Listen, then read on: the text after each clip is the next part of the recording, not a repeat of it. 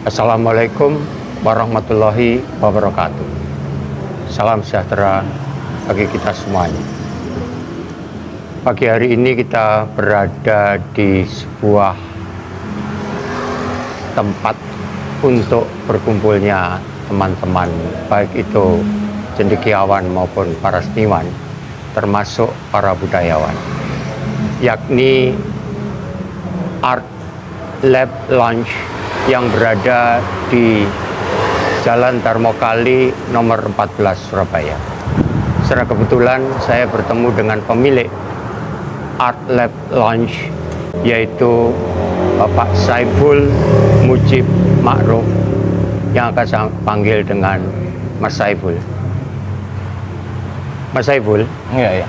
saya ingin tahu tujuan dari Art Lab Lounge ini, yang secara kebetulan ini merupakan tempat para teman-teman cendekiawan untuk bisa berkumpul di sini. Jadi maksudnya Idenya apa? Gagasannya apa dan sebagainya. Sebetulnya gini, setelah tahun 2012 rasanya saya harus mempunyai banyak teman. Artinya itu karena pemikiran-pemikiran saya itu tidak mungkin bisa saya kerjakan sendiri. Dengan adanya kredo saya berkarya dari Nusantara untuk dunia, saya kepingin menggait teman-teman seluruhnya, khususnya Jawa Timur gitu. Dan tidak hanya Jawa Timur saja, teman-teman juga ada di tempat lain. Akhirnya saya bentuk Art Lab Lounge ini. Art Lab itu kan sebetulnya ya anggap aja laboratorium seni. Kenapa kok lounge? Itu karena Ruangannya ya, sedikit berubah. ya, ada barnya, ada apa, ada keletihan lah tempat duduk. Terus konsepnya ya memang lounge, tapi kalau tidak ada kumpulan besar itu bisa dipakai untuk lelang, bisa dipakai untuk pameran tunggal saja. Terus ya itu idenya Art Lab Lounge memang tempat berkumpulnya para pemikir punya ide dari berbagai ilmu, di mana di situ bisa bisa berkolaborasi, bersinergi dengan para seniman untuk melahirkan karya-karya kekinian yang sesuai penanda zaman. Dan kalau saya pribadi memang seni untuk kemanusiaan. Makanya kalau mulai tahun 2010 saya ini sudah karya-karya saya memasuki dunia digital dengan bantuan, dengan jembatan barcode, QR code, NFC, RFID. Ya. Itu karena untuk menolak zaman yang kayak kalang kabut kayak begini dengan teknologi. Ya. Teknologi diserang dengan teknologi. Jadi dalam perkembangan revolusi industri keempat, ini berarti diri kita akan masuk dalam dunia luar. Artinya bahwa apa yang diminta dengan sebuah kreativitas itu sangat penting sekali di dalamnya. Apakah kira-kira dalam hal ini saudara juga mempunyai gagasan tentang pemikiran-pemikiran baru terhadap Art Lab Lounge ini? Pemikiran baru dalam arti bahwa mereka-mereka yang masuk ke dalam ruang ini adalah orang-orang yang terbukti kemampuan, misalnya kalau kita ngomong pendidikan, kemampuan intelektualnya. Kalau kita ngomong seniman, kemudian kita akan berbicara tentang bagaimana sebuah lukisan itu telah mampu untuk bisa dipamerkan dan sebagainya. Oh, kalau itu kembali lagi karena tujuan saya adalah memanusiakan manusia. Jadi tidak ada batasan tertentu. Seperti era yang akan datang ini, antara yang sekolah dan tidak sekolah akan akan Campur. iya, akan campur aduk, dan itu dulunya hanya bisa di seni ya, gampangannya kayak Avandi tidak sekolah, si Betul. ini sekolah, itu hanya di seni. Tapi untuk kedepannya generasi yang akan datang itu sangat kesempatan kemampuan dia itu bisa-bisa melebihi yang sekolah. Karena apa? Informasi begitu terbukanya dan bisa mencari apa yang dia inginkan, dan eksplornya itu dahsyat gitu. Gampangannya tahun-tahun ya 2000 gitu aja, anak teman-teman yang sekolah di komputer kalah dengan anak-anak hobi komputer. Itu anak namanya jangan hobi, passion ya, jadi melebihi Dari kalau mereka. iya itu satu. Itu kalau antara yang berpendidikan atau tidak. Terus cara berpikir apa semuanya sudah berubah sekarang. Jadi kalau itu pun juga kita kepinginnya memanusiakan manusia. Iya. Terus dengan adanya teknologi yang kayak begini, ini kita gampangannya ketemu ngomong, gampangannya gini aja lah, perbedaannya jauh. Kalau kita diundang teman mau ngobrol, telepon, ayo kita ketemuan. Ternyata kita ketemuan sama-sama pegang handphone. Itu kan brengsek sekali gitu. Ya, makanya saya sampai kadang-kadang ya itu kayak makanya karya-karya saya rata-rata ya protes tentang itu. Terus bagaimana sebetulnya keilahian sih, tapi ya kalau berhubungan dengan manusia ya memanusiakan manusia. Kalau alam ya makanya kita sering menanam, melepaskan burung atau binatang-binatang yang banyak eksploitasi. Kita memang membebaskan itu. Dari jargon memanusiakan manusia itu, ketika seorang pelukis ingin berpameran di Art Lounge, ini apakah ada syarat-syarat tertentu, misalnya finansial dan sebagainya? Oh enggak, syarat tertentunya ya pasti ada. Artinya karya itu sudah ada. Karya sudah ada, itu pun kita ditawari ada berapa, ada kuratorial sih sebetulnya ya, tapi ya selagi itu masih masuk akal, masuk sesuai dengan ini platformnya Artlab sama dia klub ya enggak apa-apa.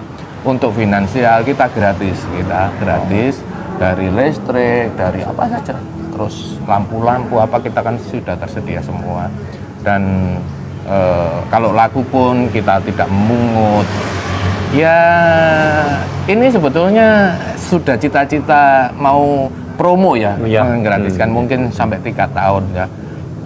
Untuk tahun pertama itu kita ada masa pandemi, tahun kedua ini akhirnya kita undur untuk promo anak Jawa Timur dulu. Kita kasih kesempatan tetangga. Iya, tetangga itu ya sampai tahun ketiga. Habis itu kita undang teman-teman yang di seluruh Indonesia. Setelah itu kita nanti ada studio bersama dengan ini regional. Artinya orang-orang ASEAN dulu lah yang kita undang. Kan kita juga punya net gitu. Terus berikutnya kita lebih tambah gitu. Ini kemarin ada yang link kita yang di Amerika, ada yang di Taiwan. Jadi mulai kita saling mengintip lah. Iya, itu kan kepercayaan juga. Terus Untuk finance enggak, yang jelas saya kepinginnya teman-teman tanggung jawab. Salah satu pelukis itu adalah pameran tunggal. Iya. Dan itu anggap aja sebuah kebutuhan, bukan keinginan. Kalau ingin saja, rasanya alam semesta tidak mencukupi.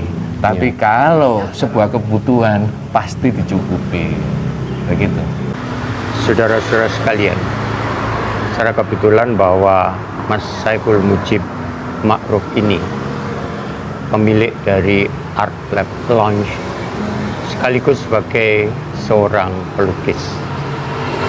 Sebagai seorang pelukis, saya ingin bertanya, Mas Mujib, apakah kira-kira lukisan yang masa kini dan masa datang itu harus memenuhi kriteria-kriteria tentang perkembangan teknologi yang serba modern ini, yang tadi saya katakan dengan munculnya artificial intelligence sekarang ini?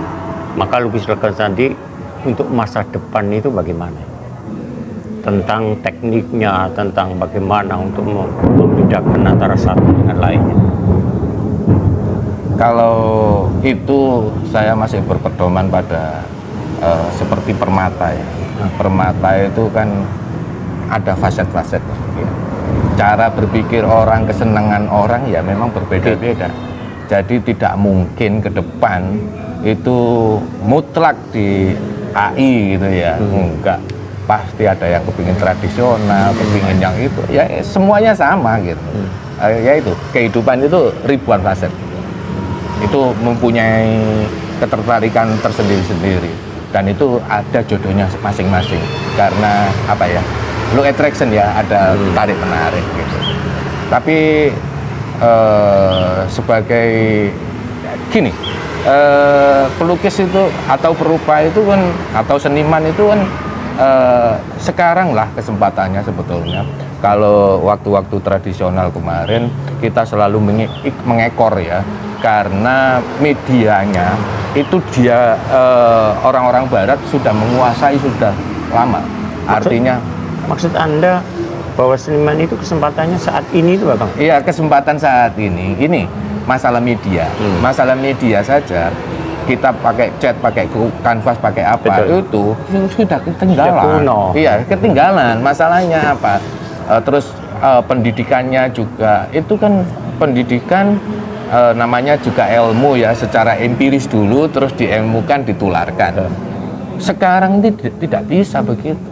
Banyak kan di akademis teman-teman yang akademis itu, kita kalau diskusi terbelenggu oleh pemikiran akademis, dogma akademis. Padahal kita itu harus membebaskan, sebelum mengajak membebaskan manusia sendiri, manusia untuk manusia atau kemanusiaan, kita harus bebas dulu dari nilai-nilai yang tidak diperlukan gitu. Terus untuk itu apa? Untuk kedepannya bagaimana? Itu juga ini apa? Tergantung masalah.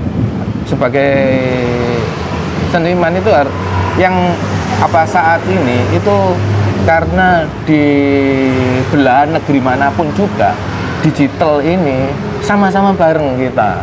Jadi kalau di sana anggap aja zamannya Photoshop ya, pada waktu yang sama kira-kira berapa jam gitu aja itu sudah semuanya ya semuanya sama, spread semuanya. Jadi di waktu sekarang inilah sebetulnya untuk kemampuan media kita sama-sama.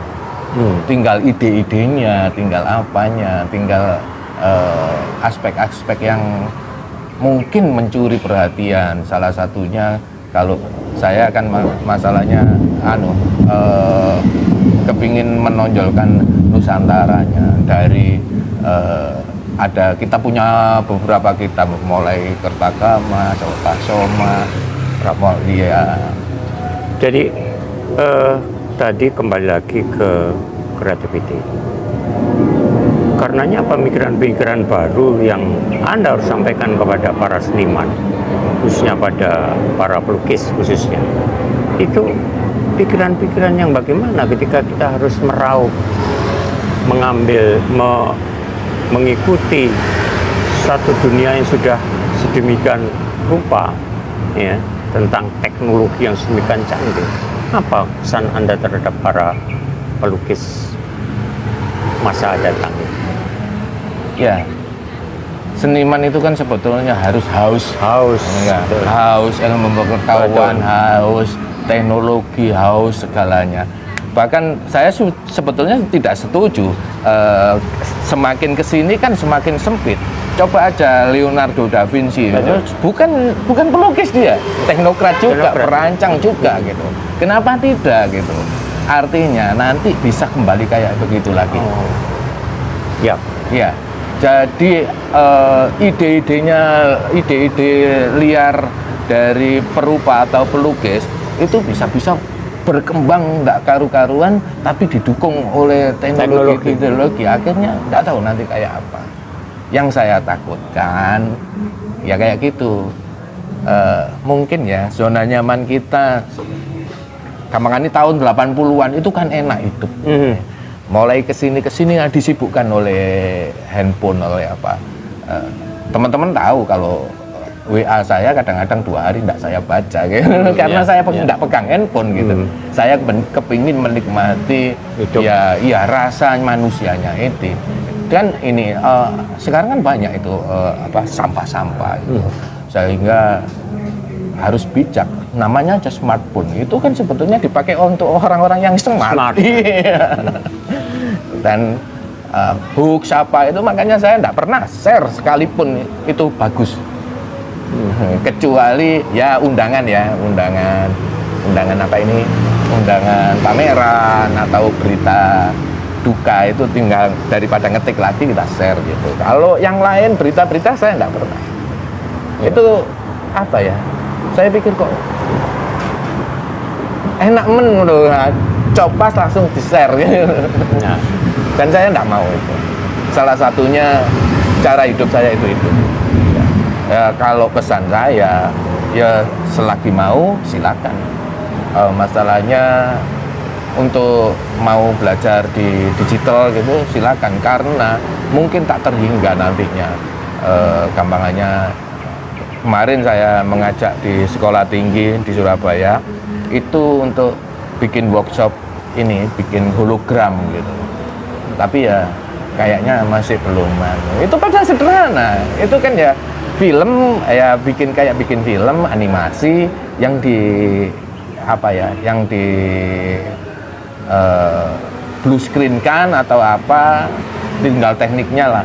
Nanti itu dihidupkan, ada flare-nya, hologram yang mana gitu. Kalau ada prisma ya tinggal 4 aja, cuman gitu. Iya. Tapi setelah tahu teknik itu, kalau mau dikembangkan masing-masing, ini kan cuma dasarnya saja. Ya. Dan saya bisa membayangkan bagaimana pemikiran seorang orang yang mudah lupa gampangannya. Bentuknya kubus, akrilik gitu, hologram ada di tengahnya, terus ada kita kasih kapas gitu, kita tiup dengan kipas yang berlainan pakai Arduino. Jadi naik turun tidak beraturan, ada hologramnya, mungkin kampul gitu. Wah, menarik itu. Wah, pikiran ini orang. Dan itu sebetulnya sangat sederhana bikinnya. betul. Sangat sederhana bikinnya. Dan Anda mampu melakukan itu? Iya, mampu. Kalau gitu aja. Itu kan tinggal gampangannya jellyfish itu apa ya? Ubur-ubur. Kalau nggak mau bikin ubur-ubur sendiri, di di patternnya 3DS atau apa kan ya, ada ubur-ubur. Ya ukurannya kita kecilkan, besarkan. Ya itu mantul-mantul gini aja. Kalau dilihat dari samping kan kayak terus kapasnya itu ada tiup bumbungan gitu.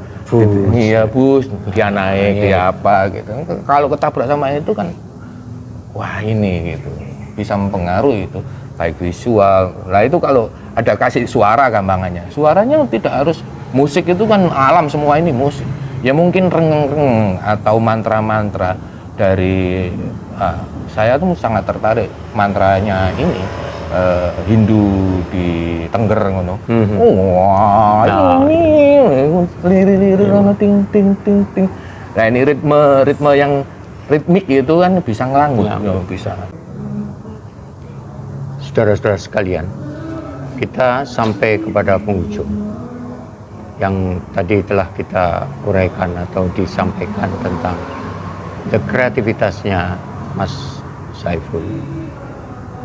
Keinginan saya adalah untuk mengetahui bagaimana keluarga, punya istri, punya putra-putra. Apakah kira-kira keluarga tadi itu mendukung kreativitas Anda, Mas Saiful? Iya. Saya ini waktu muda ya, sebelum kawin, hidup saya itu untuk kesenian dan masyarakat. Nah, Jadi ketua Karanturna RT, RW.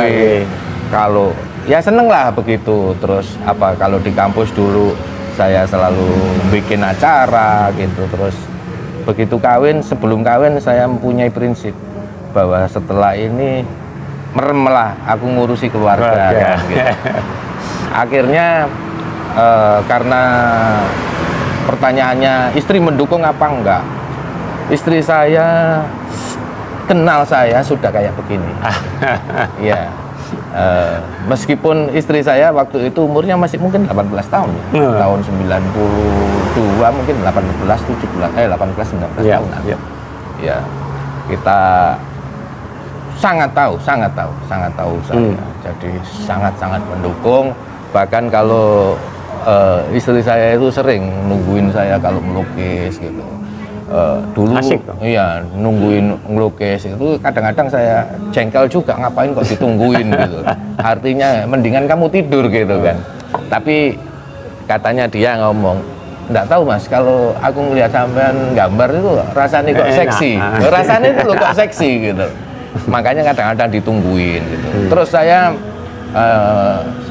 karena saya tahu tentang kesehatan ya harus dijaga, kita bersyukurnya harus dijaga. Saya enggak pernah sekarang melukis melebihi jam 1 sampai jam 4 enggak.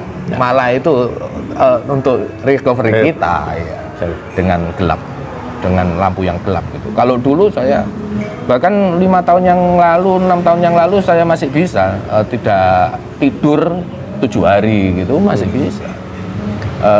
Kalau anak-anak saya mendukung semua kan, karena ya tahu lah.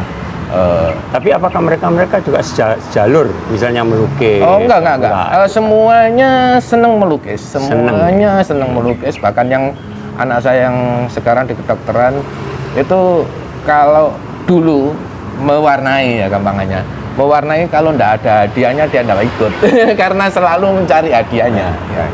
Terus yang kedua ini seneng di bahasa yang sekarang di hukum AI itu, hukum di UI itu. Terus yang ketiga ini seneng, cita-citanya dulu desainer ya, karena saya sering ya oleh-oleh ya saya bawakan dari Prancis apa gitu. Dia kepingin kamarnya itu tempeli digambari Prancis gitu. Tapi sekarang dia mau kedokteran. Ketiga-tiganya putra ya? Putri. Oh, yang terakhir iya, putri. Yang putra satu. Iya. Yang ini putra putri. Putra, putri. Oh. Yang anak saya yang terakhir ini ya ini yang terakhir dengan istri yang ini terakhir masalahnya kan sudah dibuntu ya. Ya dengan umur ya. Itu setiap hari melukis. Setiap hari gambar. Sampai menemukan karakter dia, sampai menemukan karakter dia sendiri. Artinya matanya itu kayak tetesan air gitu ya. Iya, bukan kayak badut loh. Ya ini memang matanya kayak tetesan air gitu. Terus bibirnya itu dia enggak mau, bibirnya yang lurus gini. Dia bosan katanya karena sudah sejak kecil melukis, sejak kecil mewarnai. Dan melukisnya dari karena supaya aman ya, dari alat-alat, semua alat tulis, pulpen, terus spidol dicelup ini memang saya biarkan sendiri. Tidak saya pernah pengaruhi. Spidol dicelup? Iya. Maksud? Dicelup gitu, diperes, ditembak-tembakkan gitu. Jadi bunga nanti ditulisin. Dia kan belum sekolah, tapi ya kayak nulis ini nenek untuk nenek I love you apa ya bisa kita aja. Dan menurut saya itu telat. Anak-anak saya 4 tahun sudah bisa baca tulis semua dulu. Kalau ini karena generasinya berbeda 13 tahun, bapak ibunya ini terganggu sama handphone kan. Kalau dulu dibacakan cerita apa, langsung anak langsung pinter untuk itu. Terus yang ketiga ini sempat saya kepikiran untuk berpameran bareng sama dia. Tapi kok saya dalam hati saya enggak tega, kayaknya kok eksploitasi dia. Padahal itu barang-barang sudah ada. Barang-barang itu sudah ada. Bahkan setiap hari dia punya grup Uti Bunda Ete, itu dia posting minta gambarnya di Harry Potter dipostingkan. Iya. Iya. Tapi dia ini melukis di aplikasi atau melukis di langsung di kanvas? Bukan di kanvas saja, di kertas, di kardus-kardus. Iya. Kardus-kardusnya kue, kardusnya apa ini kalau kita dapat kiriman ya, apapun. Dan kayu, mainannya dia, apa bandulan, apa gambar badannya dia. Ya kan ya begitu. Ya begitu. Rumah ini ya, saya bilang kalau ngomong sama dia, ini ayah mau cat boleh? Jangan dulu ya. Kenapa? Ini nanti tak tambahi dulu. Setelah ditambahi, panein, sudah boleh dicat supaya bersih. Ya sudah dicat gitu. Aneh. Anda ini kan tidak berada di Darmo Kali 14. Enggak. Di tempat lain. Iya. Nah, kira-kira putra-putra ini sering hadir di sini? Sering. Karena di sini ya wilayahnya segini ya, parkir bisa 20, 40. Jadi anak-anak dulu waktu SMA kan kalau kegiatan SMA 2, SMA 5 ya ke sini, anak-anak saya kan di sini. Jadi karena apa ya? Cari tempat yang longgar gitu. Baiklah, saudara sekalian, demikianlah kita berbincang-bincang dengan Mas Saiful Mujib Ma'ruf. Mudah-mudahan kita bisa memanfaatkan Art Lab Lounge ini sebagai satu kreativitas anak-anak muda maupun mereka-mereka yang bergelut di dalam bidangnya masing-masing.